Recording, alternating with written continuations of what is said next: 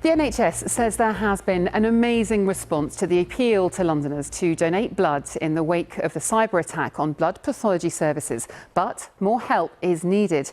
Operations have been delayed and obtaining blood test results has been much slower than usual as the Health Service grapples with the impact of the attack 10 days on. Meanwhile, the Home Secretary, James Cleverly, said it's still too early to say who's behind the attack, which has affected GPs and hospitals across the capital. But he's urged organisations to get help from the National Cyber Security Centre. Our health correspondent, Carl Mercer, has more. There's barely a bed to spare here at Stratford's Blood Donor Centre. It's already one of the busiest in the country, but this week has seen even more people come through its doors, answering a plea for more blood. You okay? Yep, we're good. Maybe a little nervous. People like Emily, a first-time donor with an O blood group, the type they want most to help hospitals cope in the wake of the cyber attack 10 days ago. I knew I was an O positive blood type, and I saw the drive for it on the news, and I thought that I couldn't really ignore a situation where it was made so apparent that people like me were needed. It's such an easy thing for me to do, and it quite literally saves lives, but, you know, my discomfort is definitely worth it. 19-year-old student Rosie was the same. I think that I saw that and it kind of like reassured me. I was like, you know what, I'm just going to book an appointment. It's so easy to do. I was like, it's just a good thing to do, and especially right now, obviously it's really needed, so I'm just doing my best to help, yeah.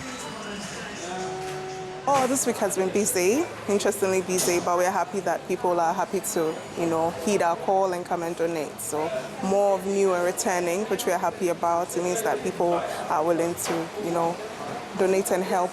Londoners, it seems, have responded to help out. The NHS, meanwhile, is continuing to struggle to process blood tests. This is the promotional film for the firm Synovis at the centre of the cyber attack.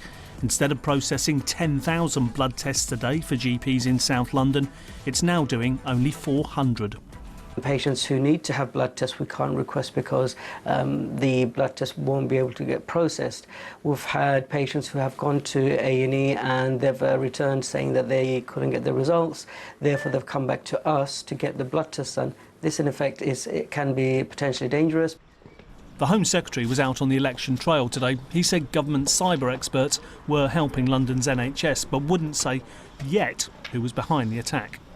I completely understand that there is a lot of interest in who has driven this, but we are going to be very, very careful not to do an attribution until we are certain of our facts. Of course, we're investigating what's going on, whilst also making sure we defend ourselves against future such attacks.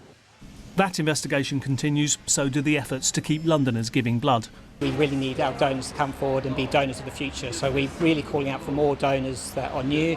We need more donors from Black heritage as well, so they're really especially important because they help with sickle cell patients.